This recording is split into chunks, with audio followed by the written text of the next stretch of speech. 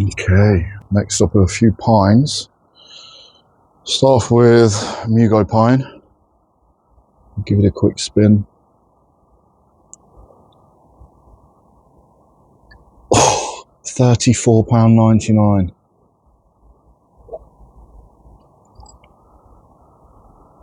Obviously a work in progress. I've removed, you can probably see on the camera, I've removed an enormous branch here, and then also removed a significant branch in the middle. So quite big wounds, but it's doing okay. I went through some of the candles. I don't know if the camera will focus well. Some Mugo have quite waxy buds that turn into candles, and I've gone through a few of them, breaking them down a little bit, so leaving groups of 2 rather than groups of 4 or 5, which can tend to happen. And then as they develop, what you end up with is multiple branches coming from one area, which then thickens that area of the tree, which isn't a desirable characteristic. In terms of the base, what I'm probably going to do next with this in the spring is try and repot it into something a bit more suitable soil wise, and then look at the roots. I've got a feeling I'm going to not be too pleased with what I find in there, but hey ho. Yeah, $34.99. Pinus Mugo. Performs all winter long with intense golden foliage. Not sure where the golden foliage is coming into it, but that's number 1. Number 2.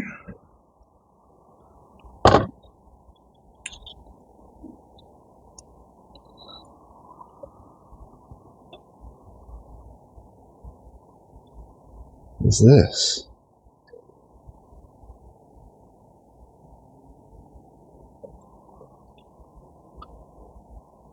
Give it a little spin. So, realistically, that is going to go.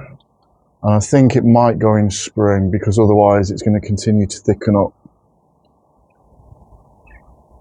this part of the tree. And that's got quite a nice shape to it. Might need to add some wire. May also get rid of that one at the front, because again that's just adding to the swelling of that region, which I'd rather avoid. I think it's a Mugo pine as well, though it looks significantly different to the one I've just had on the table.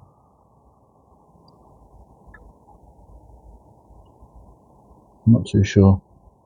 No label. Can't remember how much that cost.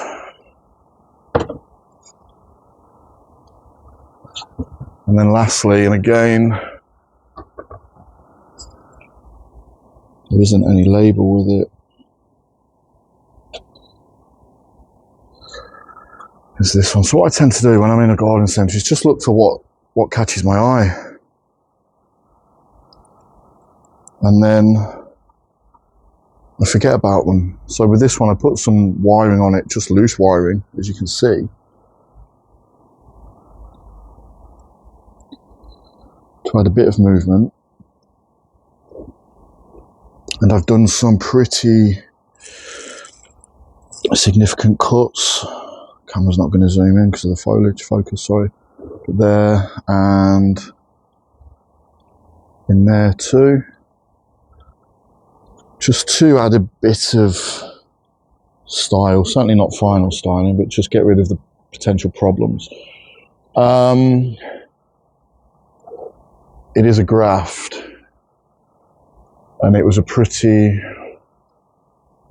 unsightly one. There was a big sort of growth here on the left hand side as you look at it, so I actually carved that back. You can see there's some cut paste over it. It actually hasn't gone too badly, but if I really zoom into the lower part of the tree, you can see there's a clear potential problem here, in that this part of the trunk is a lot narrower than what's above it, but we'll tackle that when the time comes. Overall, not some bad. It's got decent shape. One that I can continue to play around with over the next year or two, or 3 or 4.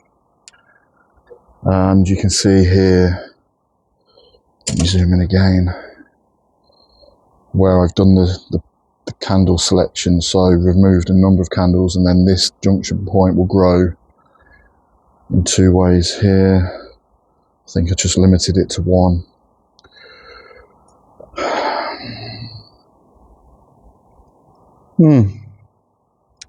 Another one for the future. Some semi-structure there, so it'll be interesting to see how things develop, but I'm really not happy with the base. And in fact now, when I'm looking in garden centres and nurseries, I try at all costs to avoid grafted trees. I just do not like them at all.